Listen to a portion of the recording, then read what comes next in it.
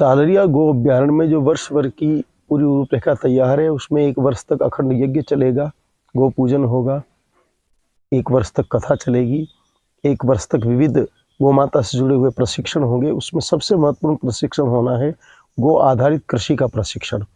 पूरे विश्व में किसान आजकल लोगों को जहर परोस रहे हैं अन्न की जगह। गाय माता का गोबर ही सबसे महत्वपूर्ण है और उस महत्वपूर्ण तत्व को वापस भूमि के माध्यम से लोगों के शरीर तक पहुंचाना, यह इस कार्यक्रम का सबसे महत्वपूर्ण भाग होगा। पूरे मध्य प्रदेश में ही नहीं बल्कि यहाँ के इस अभियान के माध्यम से पूरे भारतवर्ष में गो आधारित कृषि पुनर्स्थापित हो, यूरिया, डीएपी और अन्य केमिकल फर्टिलाइजर्स का उपयोग बंद हो, जहर का उपयोग बंद हो, सात्विक खेती हो, सात्विक अन्न हो। सात्विक अन्न से व्यक्ति स्वस्थ रहेंगे, शरीर से भी और मन से भी। स्वस्थ मन वाले व्यक्ति ही एक श्रेष्ठ विश्व का निर्माण कर सकते हैं। विश्व की सारी समस्याओं का समाधान केवल गाय माता के गोबर में है और वो गोबर खेती के माध्यम से ही मनुष्य के शरीर तक पहुंच सकता है।